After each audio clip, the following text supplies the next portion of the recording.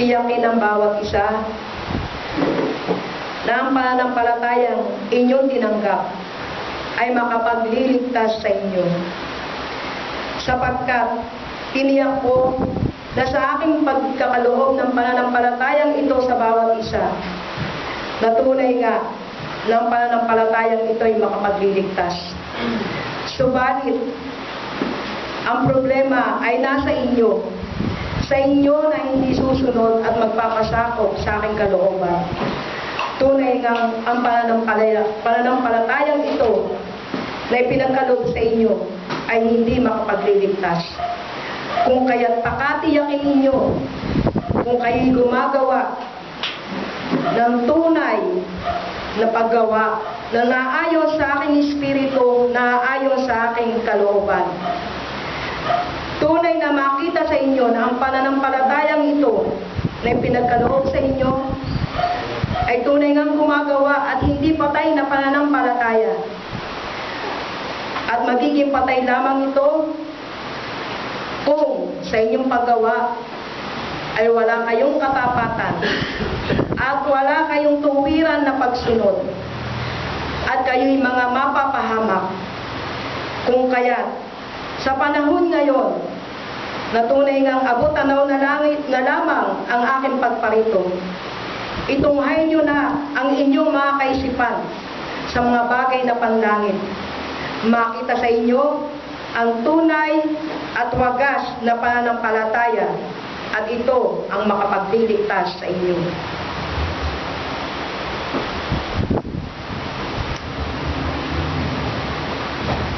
Maging mapagbantay kayo. Suriin ninyo ang iyong sarili kung kayo nakakasunod sa kautusan. Ituon ninyo ang iyong kaisipan at gawain sa panlangit lamang. Datnang ko kayong nasa katapatan at kayong lahat ay aking kalulugan.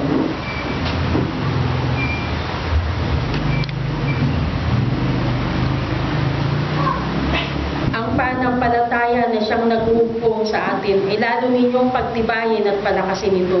Huwag kayong panghihinaan ng loob.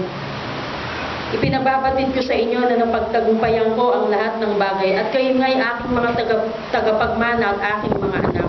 Kung gayon pagtatagumpayan ninyo ang lahat ng bagay, anumang kapighatian at kahirapan, huwag kayong mawawala ng pag-asa. Alalahanin ninyong lagi nariyan ang aking espiritu. Pakamithiin lagi na ang kanyang presensya ay sumainyo parati upang hindi kayo maiwanan. Maging tapat sa pagsunod at hindi pawang panlabas na pagsunod lamang, kundi ang tunay na pag-aalang ng inyong puso't kaluluwa ang nais kong makita. Hayaan ninyo itong nakasuko ng lubos-lubusan sa aking espiritu pagkat nalalaman ninyo na malapit na ang wakas.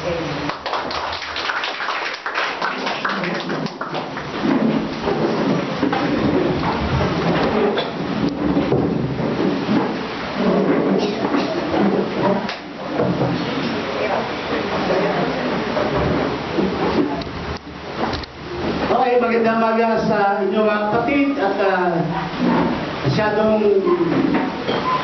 napakabilis na mga nagdarang araw at nakikita natin na mga schedule natin sa katuparan ay talagang nagiging busy tayo lahat.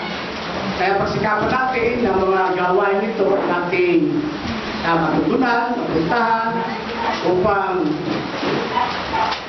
ibilang ito na mabuting gawa para sa bawat isa sa atin.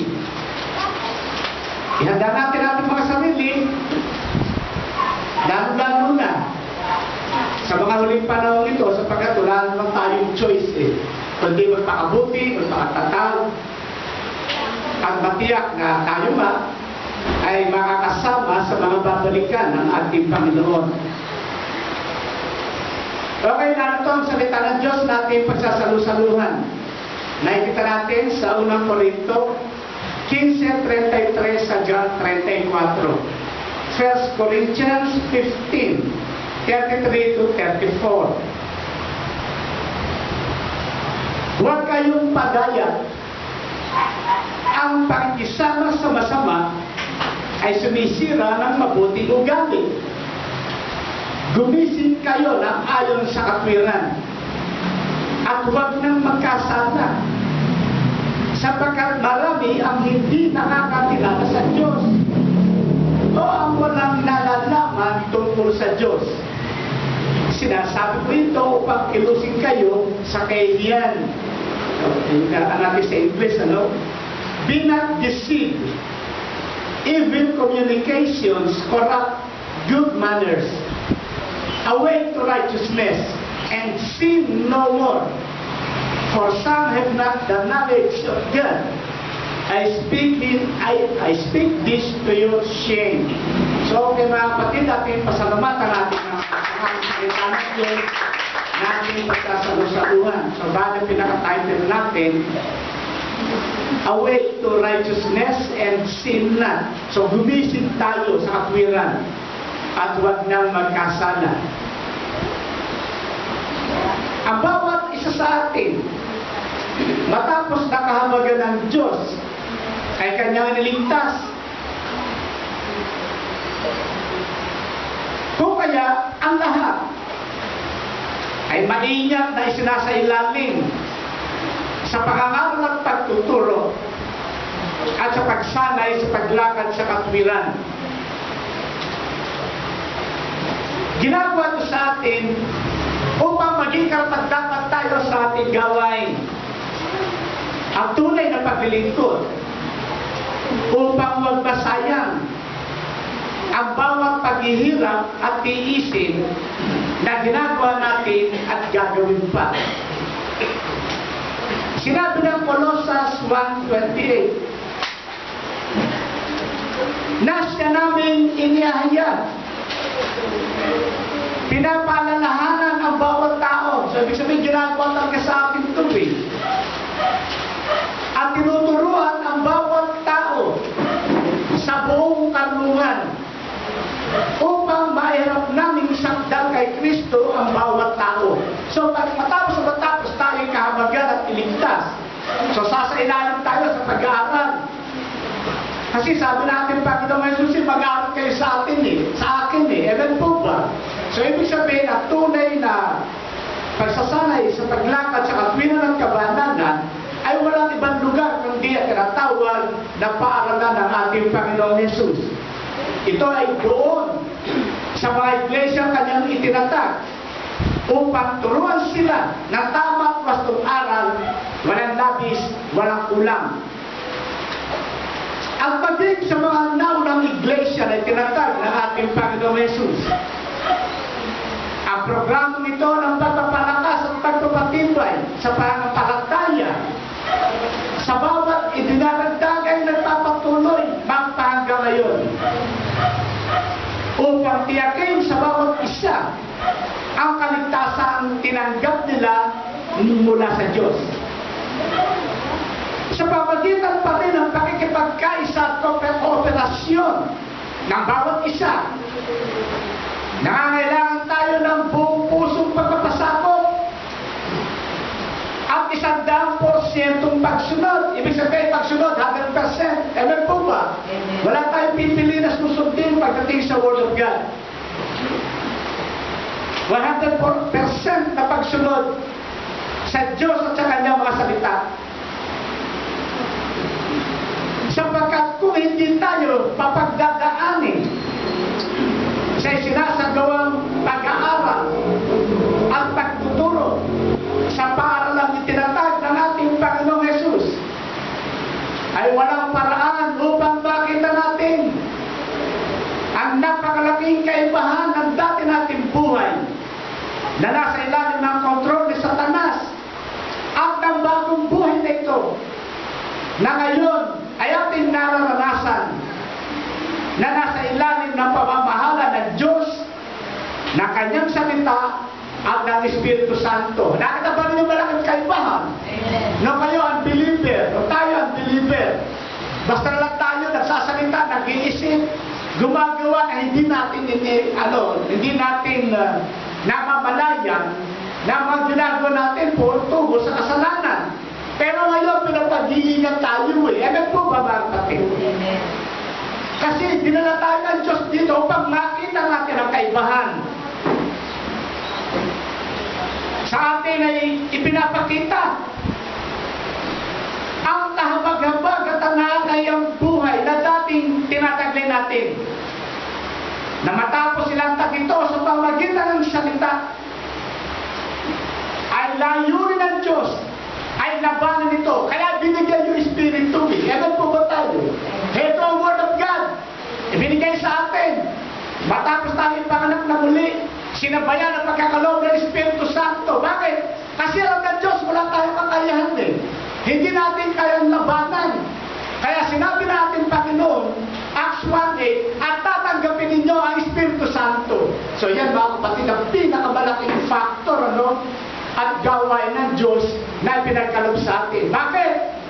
Tatanggap kayo ng kapangyarihan upang, mabanan natin ang lahat ng mga bagay patungkol sa kasalanan, paghimagsik laban sa Diyos at sa Kanyang mga salita.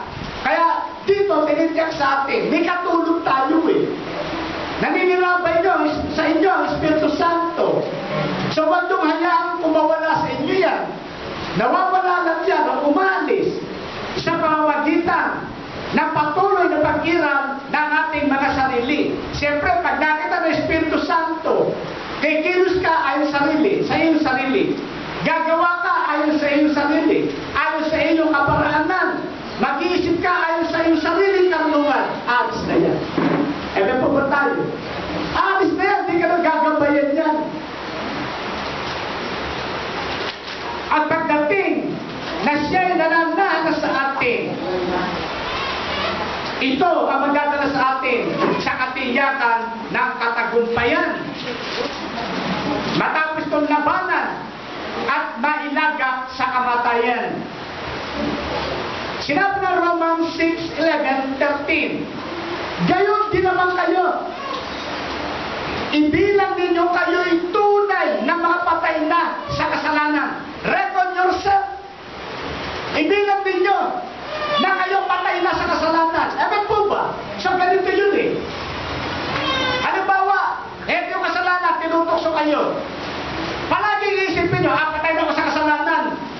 Ito yung mga pangakit ng Diablo. Ito yung panunokso ng Diablo. Sa isip, sa salita, sa gawa. Palagi re-reject yan. Paano para? Patay na ako sa kasalanan. Ayaw ko na magkasala. Kasi lalabanan yan eh. Kaya kung hindi mo itutuloy ngayon sa sarili, na ikaw'y patay na sa kasalanan, ay aatakihin ka ng kasalanan. Ewan po po. Ganyan ang ginagawa sa atin. Reckon yourself. Kilalanin mo sa iyong sarili na ikaw ay patay na.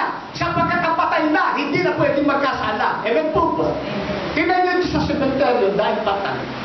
Bagamat sila namatay sa kasalanan ng iba, iba naman ay nagpalagay na sa buhay na walang hanggan.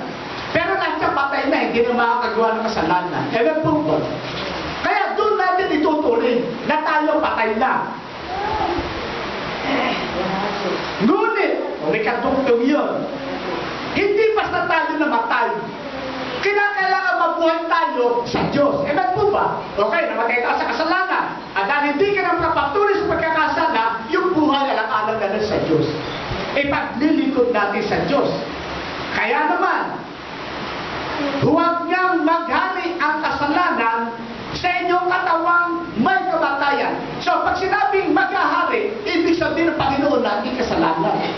Kaya nga sabi ng apostol na si Pablo, iba nyo nalalaman na kung kanino nyo inihandog ang inyong katawan, ay nagiging alipin kayo niyon. Saan? Sa katwiran o sa kasalanan. Kaya pag ang ating sarili, inandog natin sa kasalanan, ang Panginoon mo kasalanan.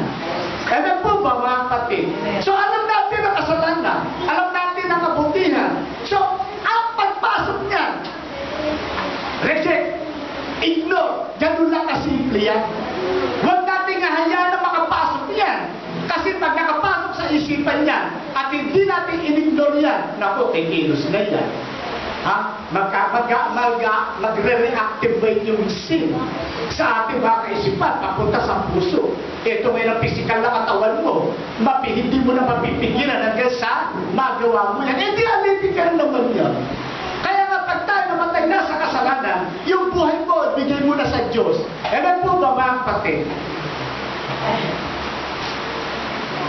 Huwag maghari ang kasalanan sa inyong katawang may kamatayan upang kayo'y magsisunod sa kanyang mga pita. So alam naman ninyong pita ng laman, pita ng bata, kapanaluan sa buhay.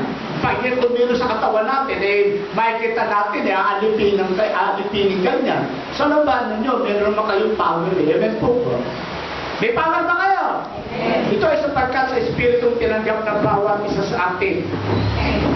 Ito pa, huwag din naman ninyong ihandog ang inyong mga sangkap sa kasalanan. Ano ba mga sangkap ng ating katawan? Marami. Ewan po ba? Pero pangunahin dyan, ang alin? Isangkap natin. Huwag natin ihandog to, itong physical natin katawan na to. Huwag natin ihandog ang ating mga kamay, ang ating mga paa sa kasalanan. So paano nangyayari yun? Alam mo, may paa tayo. At pupuntahan mo kasalanan, siyempre dadalhin na ng buong katawan. Ewan po ba? Kasi sabihin ng mata, ayoko dyan.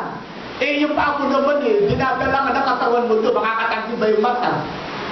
Makakatanggi ba ang bahagi na ating katawan o ano masangkap pag dinala ka ng paa mo doon? So ibig sabihin yung paa mo, nauutusan ng iyong isip para pumunta ka sa pagkakasala. Kaya sabi, huwag nating hayaan na tayo maihandog ang limang sangkap na ating katawan sa namang uri ng kasalanan. Ano ba sangkap? Yung ating tenga, sangkap din ang katawan niyan. Ang lakas humagap niyan. Alam po ba? Ninadar tenga nyo na mga pati. Hindi ba radar niya sa salita lang ng Diyos? Alam po ba? Pero pag kami ibang radar yan, ano ba yan? Itawag dyan, baka yung wifi na nyo, sa nakakadampot naman. Mga kapatid, kaya pag-ingatan natin. Ito pa, sabi natin, Panginoon, ano man sangkap, huwag natin ihandog sa magitan ng Paul, sinabi yan. Ano sabi? Kung magkasala ang kamay mo, putulin mo! Ano po ba? Kaya ba, kamay mo, magkakasala, kanakalan, may dalagang taba. Ano po ba? Ano ba, may dalagang laging taba. Pag magkakasala, putulin mo agad. Ano tabak yun? Tabak ng Espiritu, Word of God. Ano po ba? Paano po putulin? Ignore. Sabi nga yung mga dati nagnanakaw, huwag kang magnakaw. Pwede putulin. Ano po ba? Kasi yung kamay mo, pag dati mo nanakaw yan, pag pinuto niya, hindi na magnanakaw putulin mo na Word of God yan. Baka pa naintindihan po ba natin? At kung ang paa mo, ang magdadala sa'yo sa pagkakasala, hindi putulin mo rin. Paano po putulin? Ignore. Lapanan. Hindi huwag kang pumunta sa lugar ng pagkakasala. Sa magitan ng Word of God. Pero may katulong tayo. Ang Espiritu Santo na ipinagkaloob sa bawat isa sa atin. Kung ang mata mo, ang nagdadala sa'yo sa pagkakasala, dukitin mo. May mga mata ba kayo? O yung pita ng mata, baka nasa bulkan, nandiyan na lahat. Nandiyan na lahat, walang hindi. Di para hindi ka magkasala, di dukitin mo na yung mata mo. Paano dudukitin? Ignore mo na lahat yan. Alam po ba, mga kapatid? Hoy! Kasi pag hindi natin gagawin yan, araw-araw magkakasala tayo. Alalahanin natin, ang paparito ay malapit na dumating, hindi na magluluwa. Kung hindi natin puputulin ang lahat ng mga bagay patungkol sa kasalanan, hindi tayo makakasama. At alam ba ninyo, napag-uusapan din natin kagabi yan, na napakasakap talaga nung may iwan Ang tunay na mga mananampalataya, walang ibang pinaka-hinihintay-hintay, kundi yung mga maluwalhati pagparito ni Jesus. Amen po ba? Wala tayo bang hinihintay? At pag dumating nga, kwentado natin ang mangyayari. 7 years tribulation, 1,000 years reigning na ating Panginoong Jesus, and then eternity.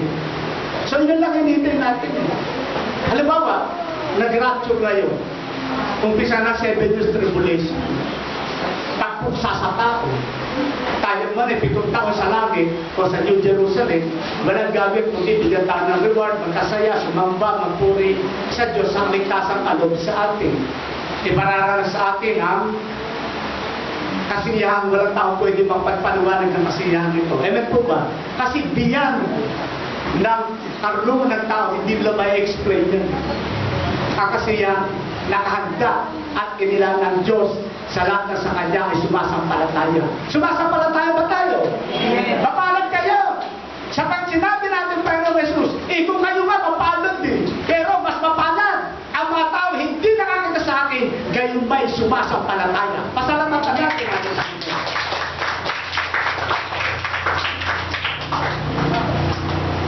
Sa ganito nating kalagayan, ay maisusot na natin ang bagong katauhan na nagtataglay ng buong katangian ng kabandanan at katwiran ng ating Panginoong Jesus.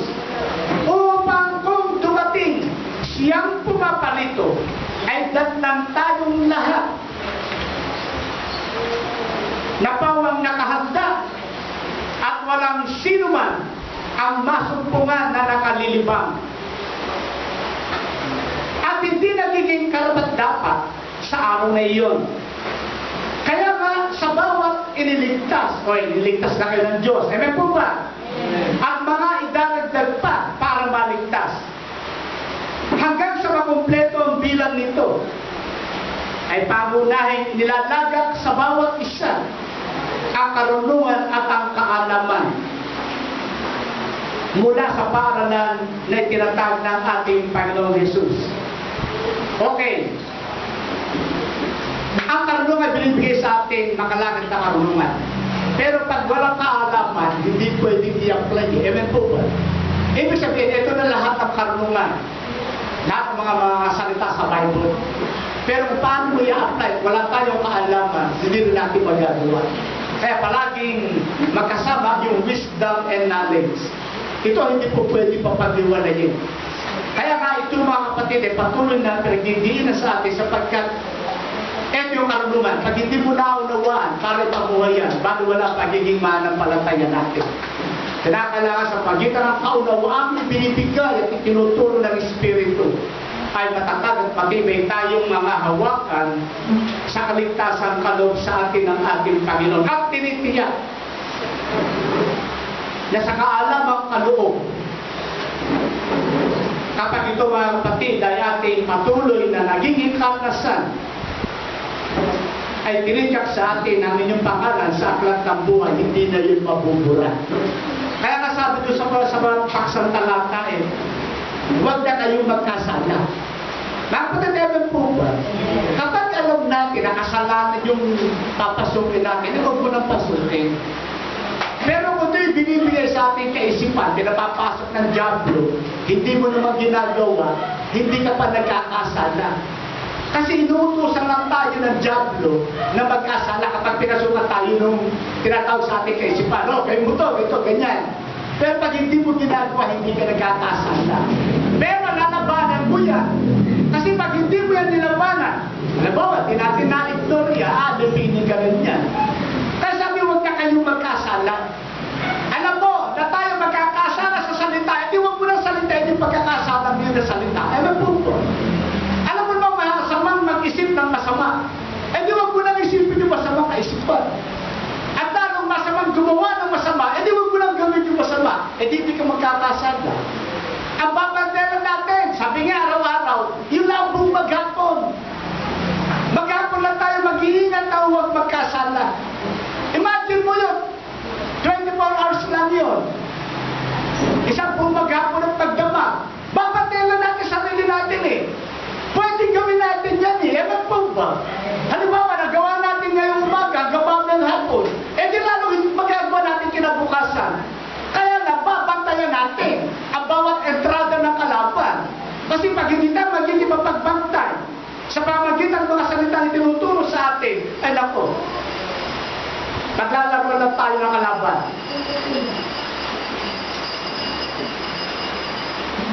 Ibinibigay sa atin ang mga aral na ito, yung karunungan at kaunawaan, sa pamagitan ng mga lingkod na hinirang ng Diyos, na nasa pagkasi ng Espiritu Santo, upang lubos na masandatahan tayo ng karunungan at kaalaman mula sa Diyos. So, yun nga yung tabak ng Espiritu, ang salita ng Diyos. Ginagawa ito sa atin upang ang anumang banta ng panlilinlang at ang mga nagliliyab na palaso ng kalaban na patuloy na nagbabaw sa tao sa pagkaalipin at sunod-sunuran sa kasalanan ay hindi makapasok sa inyo, lubusang mapaglabanan at hindi kayo muling maalipin.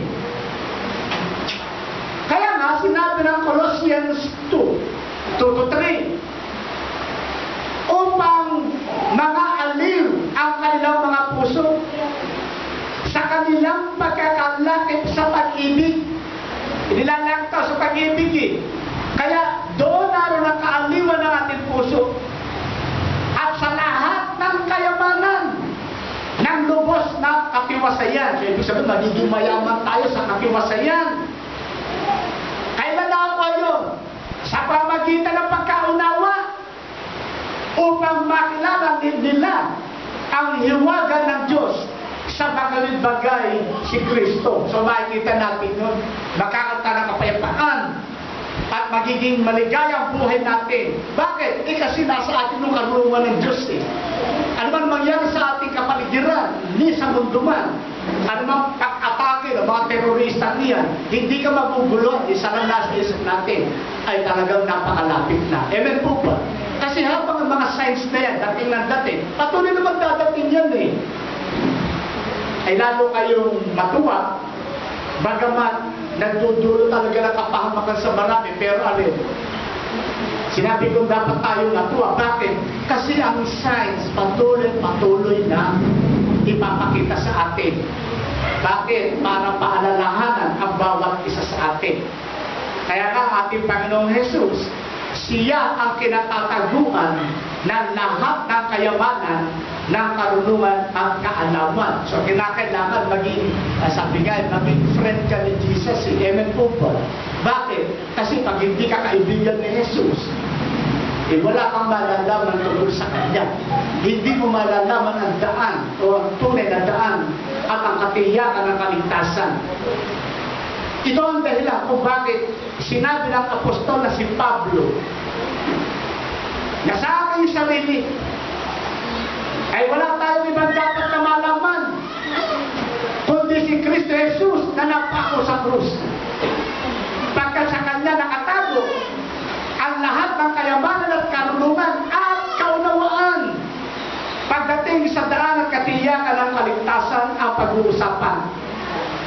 Sinabi ng John 17:3, ito ang buhay na walang hanggan, na ikaw ay makilala nila na isang Diyos na tunay at siyang iyong sinugo sa makatibagay si Yesu Kristo na ating Panginoon. Kaya ang eternal life makakamit mo kapag nakilala mo si Jesus. Madalas sinasabi sa atin yan. At makikilala mo si Jesus kapag siya nagpakilala sa atin. Amen po ba? Kasi hindi po pwedeng makilala mo si Jesus na hindi siya nagpapakilala sa iyo eh. Amen po ba mga kapatid? Halimbawa sa ibang lugar, sasabihin mo, kilala mo siya sa kanyang pangalan. Magpakilala ka sa kanya kung sino ka para makilala ka niya. Amen po ba? So, ganun ang kagandahan loob ng Diyos sa atin. Bagamat tayo ay kinuha niya mula sa masamang tao, ginawa pa ninyang iligtas tayo dahil sa kanyang kahabagan. At hindi lamang yun, nagpakilala siya sa atin. Patuloy siya nagpapakilala sa atin sa magitan ng mga salitang ibinibigay sa atin. Kaya naman ang Espiritu Santo ang mediator. Kapag nasa inyo ang Espiritu Santo, at si Jesus naman ay siyang Diyos na ating nais na makilala, so yun ang mamamagitan sa atin eh. Para ang pagkilala ng Diyos sa tao o ng tao sa Diyos ay magkaroon ng katunayan. Hindi pwedeng makilala si Jesus ng isang taong hindi nagtataglay ng kanyang Espiritu. Ewan po ba? Romans 8:9. Sinabi doon, sino ba hindi nagtataglay ng Espiritu ni Kristo, which is the Holy Spirit, hindi yun sa Kanya. So paano papaglala sa Jesus? Gusto yun sa hindi sa Kanya. Pero kayo kay Jesus ba? Magpasalamat kayo. Kasi si Jesus lagi mo papakilala sa inyo. At yun, doon nagaganap ang tunay na pagkakilala. Kaya buong sabi natin, ay kilala ko si Jesus. Hindi na tulad sa mga relihiyoso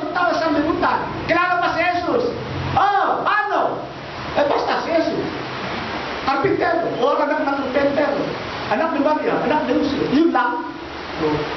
Ang tunay na pagkakakilala kay Jesus, kilala ka niya, nagpakilala sa iyo, nakilala mo siya, at siya'y nagpapakahayag sa inyo. Amen po ba? I will manifest myself to Him. Isipin niyo, makikita sa iyo katangian ng ating Panginoong Jesus. Iyan ang kabanalan. Kaya kung nais natin na matamo ang buhay na walang hanggan, kailangan makita ng bawat isa sa atin ang napakahalagang pagkakilala ito ng Diyos sa tao at ng tao sa Diyos. Kaya kung hindi din lamang tayo makakabot sa sukatan ito ng pagkakilala kay Jesus sa pamamagitan ng Espiritu na pinagkaloob sa bawat isa sa atin, ay mananatiling lihim sa atin ang hiwaga ng kanyang mga salita. Ibig sabihin, walang mangyayari sa ating paglago, pagmunlad man. Ang magiging questionable ang tinanggap nating kaligtasan. At marami nang naging ganyan ang buhay na matapos na maligtas ay hindi na nagpatuloy at pinabayaan ng gano'n na lamang ang biyaya at ang habag ng Diyos. Kaya ang tanong, nasa na sila ngayon? Ang lahat ng kayamanan, ng karunungan at pagkaunawa na nakatago sa ating Panginoong Jesus ay may kakayahan at kapangyarihang magligtas sa tao. At may kakayahan din at kapangyarihang magpalaya sa tao sa anumang uri ng kasalanan. Kaya mapalad kayo sapagkat si Jesus ay nagpakahayag sa bawat isa sa inyo. Ibinigay na ang kanyang sarili at hindi lamang yun namatay alang-alang sa inyo. Ewan po ba? Yun ang kagandahan loob ng Diyos eh. Hindi lamang siya nagpakilala, isinacrifice pa niya ang kanyang buhay alang-alang sa bawat isa sa atin hanggang kamatayan sa ibabaw ng krus. Kaya sa pamamagitan lamang may Espiritu na tinanggap natin ay nananatiling nakatira at nananatiling nakatira. Ito ang patuloy na magdadala sa atin sa patuloy na pagtutustos ng karunungan at kaalaman na nakatago kay Jesus, na ngayon hindi na niya itinago, inireveal na niya ang lahat ng mga bagay na ito. Ewan po ba mga kapatid? At patuloy na bubuksan sa atin ang ating mga kaunawaan upang ilagak dito ang kayamanan ito, ang karunungan ito na hindi kayang tumbasan na kahit gano'ng kalaking kayamanan ng tao. Kaya mabibili nyo ang lahat, pero ang kaligtasan hindi niyo mabibili. At ang ililikas lang ng Diyos ay alin? Iyong binili ng kanyang napakamahal na dugo at kabilang kayo sa tinubos at binili ng ating Panginoong Jesus. Pasalamatan natin ang ating Panginoon. Kaya sa lahat nagsasabi ligtas, imposible mga kapatid, yaon lamang binili. Sino ba binili? Yung sumasampalataya na siya ay binili ng walang katumbas na halagang dugo ng ating Panginoong Jesus. At sa pagsampalataya niyan, hindi ka na magpapatuloy sa pagkakasala. Ewan po ba mga kapatid? 1 Corinthians 2:7-10. Sinasalita namin ang karunungan ng Diyos sa hiwaga. Sintinan yun, ha? Yung karunungan na itinago ng Diyos bago pa nilalang ang mga sanlibutan. Siya ay kaluluwalhati natin. Doon mo, wala pa yung sanlibutan. Yung karunungan ng Diyos, inilanan niya. Saan? Sa lahat ng sumasampalataya, umiibig at sumusunod sa Kanya. Sipin mo, hindi pa pala tayo tao, may pinaglaanan na ang Diyos. Sino yun? Yung mga taong pagbibigyan niya ng hiwaga ng karunungan na yan. So walang iba yan, kundi ang ating Panginoong Jesus na namatay para sa atin. Na ang karunungan ito, hindi nakilala ng sino mang tao o ng sino mang pinuno sa sanlibutan ito. Pagkat kung nakilala nila, sana hindi nila ipinako ang ating Panginoong Jesus. Amen po ba?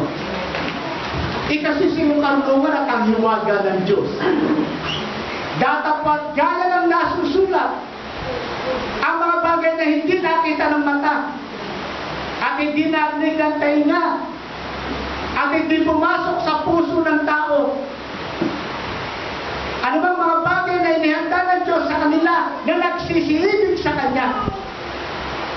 Ngunit ang mga ito ay ipinahayag sa atin ng Diyos sa pamagitan ng Kanyang Espiritu. Amen po ba? Kaya tinan nyo, pag wala ang Espiritu Santo sa isang tao, ay wala siyang malalaman tungkol sa Diyos. Kaya ito yung Espiritu natin. Nung tayo ma-born again, binigyan buhay muna ito sa lahat. Bakit? Hindi pwedeng manira ng Espiritu Santo sa ating pisikal na katawan. Laban ito eh. Ewan po ba? Makasalanan ito eh. Lalo hindi pwedeng tumira ng Espiritu Santo sa kaluluwa. Bakit? Dahil nagpita ng mata o pita ng laban, kapalanor sa buhay. Saan pwede lumaga ang Espiritu Santo at manirahan? Dito sa Espiritu natin, na siya lamang ang may kapangyarihan at kakayahan na magtaglay ng pakikipagrelasyon sa Diyos, katulad ng Espiritu ni Adan at Eva nung hindi pa nagkakasala. Amen po ba? Nung tao hindi pa nagkakasala, yung Espiritu ng tao walang ibang nalalaman, walang ibang namamalayan, walang ibang naunawaan, kundi alin ang makipag-ugnayan sa Diyos. Kaya perfect yung ugnayan na yan eh, ng spirit to spirit relationship. Kaya nung bigyan buhay tayo, binigyan buhay ang Espiritu, nagkaroon resurrection life ang ating Espiritu, ayan na, nariyan na ang Espiritu Santo upang manahan dito at maging kapangyarihan natin upang itaboy ang lahat ng kasamaan, kasalanan at paghimagsik sa ating kaluluwa at laman. Amen po ba? Iyan ang kaparaanan ng kaligtasan. Kaya imposible na magsasabing sila born again, sila Kristiyano, biglang bait, biglang kaamo lahat. Hindi pa nagbo-born again eh. So paano mangyayari magiging ligtas ang katauhan ng tao nito? Yung Espiritong patay, hindi pa nabibigyan ng buhay. Kaya malalaman natin, awake to righteousness. Gumising kayo sa katwiran. Kailan yun? Pag na-born again na, Espiritu mo. At saka mo lang magagawa yun. Pero unless na hindi ka na-born again, ang iyong Espiritu, wala kang kaparanan para makipag-ugnayan sa Diyos. Amen po ba, mga kapatid? Kaya yan, mga aral na yan, ay dapat talaga naiintin mo sa ating mga puso. Kaya madaling malaman kung lumalakad pa tayo sa ilalim ng kontrol ng kaluluwa eh. Masyado pa tayo makabundo, masyado pa tayo mapaghangad, masyado pa mapanaghili, masyado pa tayo matakpuhin, mapaghinala. Hindi gawa ng Kristiyano yan. Amen po ba? O ikaw ay nasa tunay pa ng palataya, panatag ka, ano man nakikita mo, ano man nangyayari, relax ka lang, payapa ka, matahimik ang iyong Espiritu. Bakit? Alam mo ito'y nasa Diyos eh. So ganun na simple nuwain yan eh. Hindi makakasama sa mga babalikan ng ating Panginoong Jesus. Sabi sa inyo, yung hindi nakakakilala sa Kanya. At lalo hindi niya babalikan yung hindi niya nakikilala. At ang Espiritu Santo lamang makagagawa nito sa atin. Na magpakahalaga ng Diyos pagkat nakita ng Diyos nasa atin ang Kanyang Espiritu. Amen po ba? Ano sabi natin Panginoong Jesus? Nakabubuti ang pag-alis sa inyo ang pinangako na aking Ama. Ala, Espiritu Santo. Dahil pinangako, kasi kung yan hindi papangako, walang dadating. Amen po ba? Kaya di dumating, hindi pinangako. Ganun na Diyos eh. Pag nangako, sigurado may dadating. So, kaya natin Panginoong Jesus, sinubo ang Espiritu. Bakit? Kasi pag wala Espiritu, paano gagawin ng Diyos sa atin yan? Kaya yung Espiritu yan pinatanggap sa atin. Iyan ang kumikilo sa atin. Iyan ang gumagawa sa atin. Iyan ang nagmamanobra sa atin. Kaya lamang, magiging isang half-truth lamang. Isang kalahating katotohanan lamang. Kung tinanggap natin Espiritu, pagkatapos sa salita, hindi tayo maganasa nakainin nito. So kasi, ang isa man, be born of water and Spirit. So magkasama. Kaya kung Espiritu lang, mahina rin tayo, wala tayong alam eh. Ewan po ba? Kasi gawa ng Espiritu, bigyan tayo ng kapangyarihan. Samantalang salita, bigyan, gawa nito, binibigyan tayo ng karunungan at kaalaman. Nag-combine ng dalawa. Nako, sigurado yung kapatid, ligtas ka. From born again to born of God. Ewan po ba tayo? Simula sa bagong kapanganakan, tungo sa pagiging anak ng Diyos. At ang mga anak ng Diyos ay hindi na nagpapatuloy sa pagkakasala. 1 John 3:9, 1 John 5:8. Nakita natin yung kanyang mga na patotoo sa bawat isa sa atin.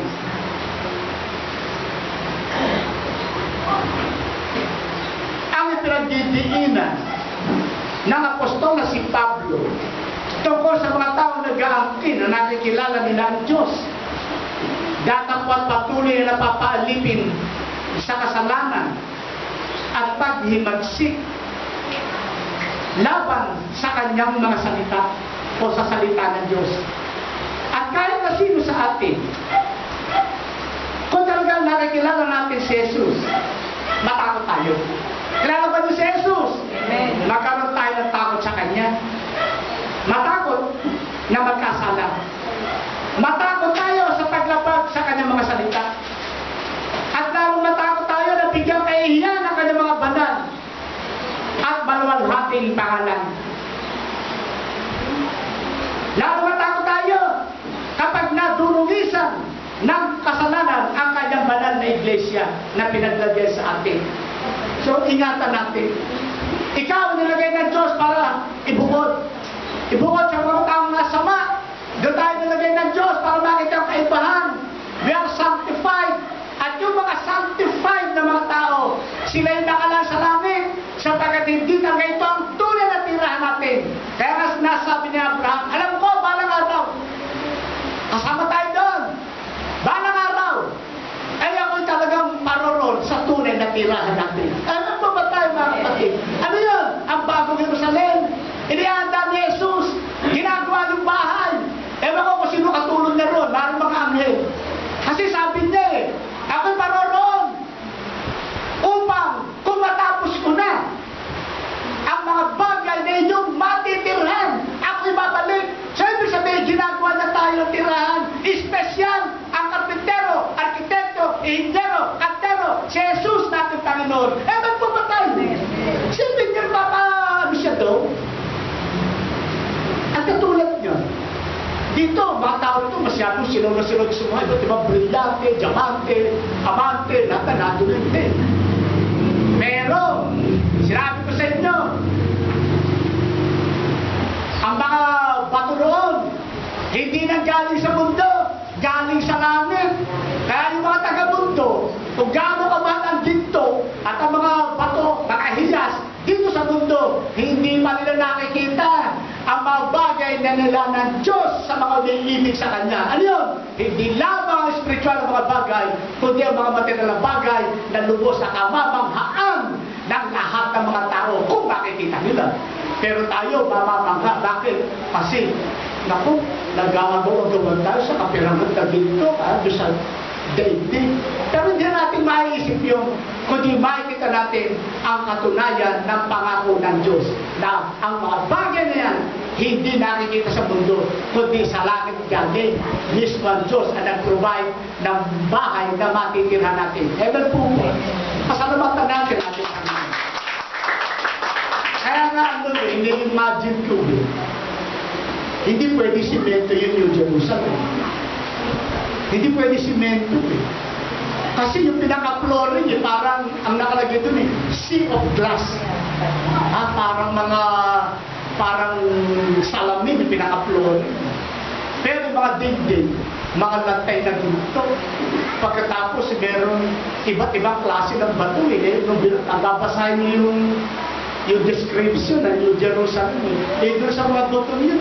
Kaya pala talagang nagnining na yung syudad na yun yung buong syudad nagnining din.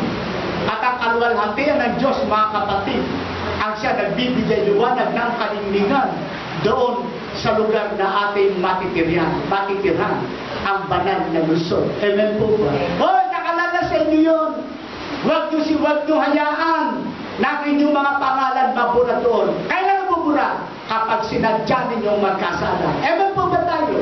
Kaya kung tayo magkakasala, ay hindi yung sinasadya. Kung magkabisa nabibigla or dahil sa tindi na emotion, merta na sabi o naya sa salita, pero yung sinasadya, iba yun eh. Hindi tayo nabibigla dahil sa ito yung ating emotion, umiiran. Yung minsan, nagkakaroon tayo ng pagsama ng loob o anong bagay. Iyan, magaling isuko yan. Pero kapag sinadya mo ang kasalanan, naiplano mo yan, ang hirap isuko niyan. Amen po ba mga kapatid? Kaya sinasabi, away to righteousness and sin not. Huwag na tayong magkasala. So katulad sa babaeng si Maria Magdalena, iyon, hindi prostitute, iyon.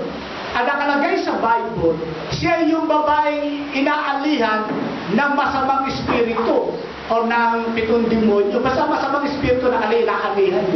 Pinagaling ni Jesus yun. Ewan po ba? Kaya sinabi na ating Panginoong Jesus, humayo ka at huwag ka nang magkasala. O yun. So, hindi naman. Bakit? Nakasama ni Jesus yun sa grupo ng mga holy women na tinatawag. Ewan po ba tayo? Pag sinabi huwag ka na magkasala, maglingkod ka. So, matapos magpalaya sa masamang espiritu, ayun, naglingkod ka sa kasama ni Jesus. So, gano'n na nais sa ating Panginoon. Pag sinabi huwag ka na magkasala, maglingkod ka. At ang paglilingkod na yan, sa magitan ng pananampalataya, hindi mawala ng kabuluhan at gawin din, anumang mabubuting gawa na gawin natin ay nakasulat sa aklat ng mga gawa. Amen po ba mga kapatid? Pasalamatan natin ating Panginoon. Sinabi ng Galatians 4:9, dapat ngayon, yamang nakikilala na ninyo ang Diyos. Nakikilala mo ba ninyo? At lalong mabuting sabihin, kayo'y nakikilala ng Diyos. Bakit muling nagbabalik kayo? Doon sa mahihina at walang bisang mga pasimulang aral na sa mga iyo'y ninanasan ninyong magbalik sa pagkakaalipin. Ano yun? Yung mga pasimulang aral ng pagsisisi. Ang ibig mo sabihin yun, pag tayo nagsisisi, ibig sabihin yung gawa ka ng kasalanan. Kung nakikilala ng Diyos, o kahit sabihin, nakikilala tayo ng Diyos, huwag na tayo magbalik. Saan? Sa aral ng pagsisisi. Ibig sabihin, sisi na sisi, kasalanan, sisi na sisi, kasalanan, mali po yan. Pag nagsisi ka, huwag ka nang magkasala. Ewan po ba? Yun po ang ibig sabihin yan. 2 Timothy 2:19, ganun may ang matibay na pinagsasaligan ng Diyos ay nananatili sa may tatak nito. Nakikilala ng Panginoon ang Kanya, ay may isang Diyos. Nakikilala ng Panginoon ang Kanya, kayo yun. Pero, nakikilala po ba natin ang Panginoon? O siyempre, sinabi na sa atin yun eh. Kaya, ang matibay na pinagsasaligan ng Diyos ay nananatili nagtataglay ng tatak. Nakikilala ng Panginoon ang mga Kanya. Ito yung tatak, lumayo na sa kalikuan ang bawat isa na tumatawag sa pangalan ng Panginoon. So yun ang tatak natin. At bilo nyo, tumatawag tayo sa pangalan ng Panginoon. So araw-araw, nakakailan sambit tayo ng Panginoon Diyos, Panginoon Jesus. Nakakailan sambit tayo. Siyempre, hindi natin mabibilangan. Lalo, pag tayo nananalangin. Ano po ba? Ngayon, minsan, wala na siguro bumabagit sa Diyos ang beses lang. Kasi every time, yan ba? Yun ang gagawin tayo. Lord, Panginoon, tulungan po ninyo ako. Iba tinatawag ng mga anti-sin, mga pananangin. So kung tinawag natin ang Panginoon, isa lang ibig sabihin, lumayo na kayo sa pagkakasala. Ewan po ba? Kasi yun ang tataklo. Sino man tumatawag sa pangalan ng Panginoon, lumayo na sa kasalanan. Kaya pag pag sinabi, Panginoon, lumayo na tayo sa pagkakasala. Kasi natatawag mo na eh. Pero tawagin natin Panginoon, tapos patuloy tayo sa pagkakasala. Ay naku, hindi kayo papakinggan. Sabi natin, Panginoon, kayo'y pinapaghiwalay ng kasalanan sa akin. So, ibig sabihin, kapag pala tayo nagkakasala, ang Diyos, hindi tayo diringgin.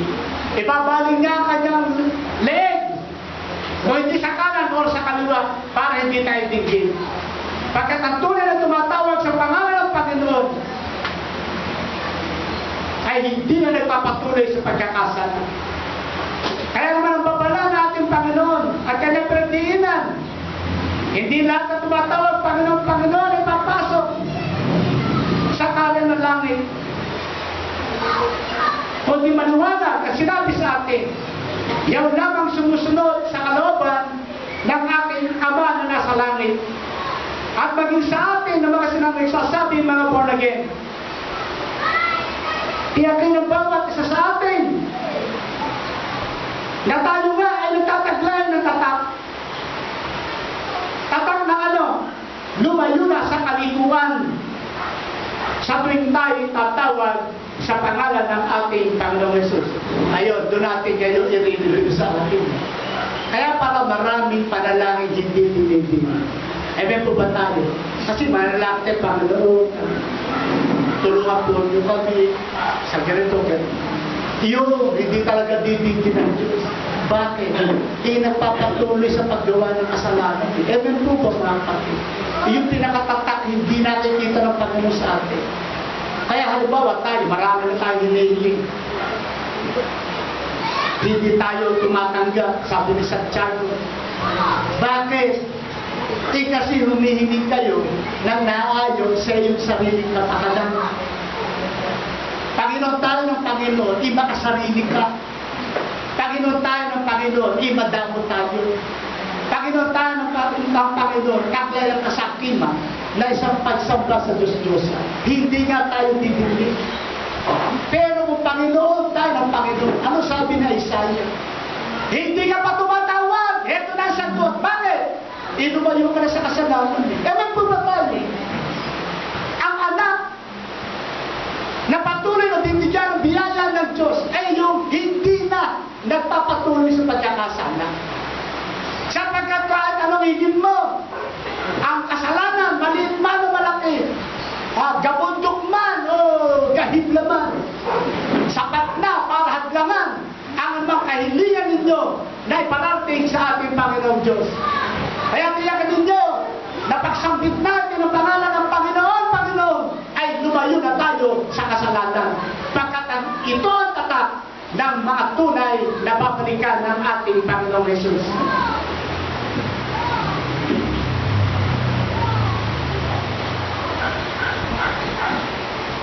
Kaya mag-ingat tayo na sa tuwing babanggitin ang pangalan ng Panginoon Diyos natin, tiyakin ang bawat isa sa atin na araw-araw ay dala-dala natin ang tatak ng pagkakilala sa atin ng Diyos na tayo lumayo na sa kasamaan. Hindi na tayo naarapat na makihalubilo o makisama sa limang anyo ng kasamaan. Ibig sabihin, huwag niyo papapasukin. Hindi masama makipagkaibigan o kaibigan na sanlibutan. For what purpose? Di sila madala natin. Pero yung makikiayon tayo sa kung anong ginagawa ng mundo ay gagawin natin, hindi sabi makasama nyo para lang maligtas sana kayo kung nagiinuman nyo, makikinom ka rin, makikiumpo ka rin. Sana kayo kung mga nagsisigarin nyo, nakikisigarin nyo ka rin. Sana kayo kung nagsusugalan, makikipagsugal ka rin. So yung mga bagay, hindi natin pwede makihalo. Pwede magkaibigan for the sake na yung purpose. Na maligtas ang ilan, sabi ni Paul. Gagawin natin ang lahat, maligtas man lang ang ilan. Palagi yun ang ating layunin. Habang inusto ang bilang ng mga tao ito na kukunin ng ating Panginoon. Huwag ninyo pakikisabahan ang anumang anyo na masama. Pagkat sumisira ng magandang ugali mabuti tayo, nababago tayo. Tapos ito, meron na ma-e-enter sa atin, papapasukan natin. Ano mo, sasama ugali natin yan. Ano po ba, nakakahawa yan eh. Ha?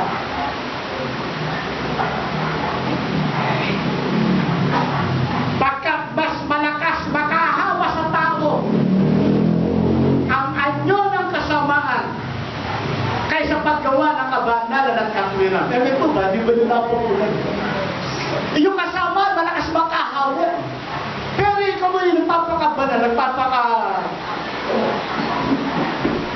nakatwiran ka sa harapan ng kanila, nakalang sa kanyang kautusan sa atin. Ang hirap mahawa yung iba. Ano po ba? Ang hirap i-transfer natin eh. Tinawag tayo para maging daluyan din ang kaligtasan sa iba.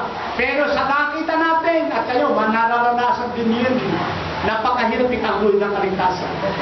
Pero mas madaling mahawa sa kasalanan. Ang isang mananampalataya sa sabing totoo tunay eh. Konti ka na din, nakapagsalita ng gano'n. Nakapag-kilos ng gano'n. Nakapag-isip ng gano'n. Napakadali. Pero yung kabutihan, napakahirap i-transfer.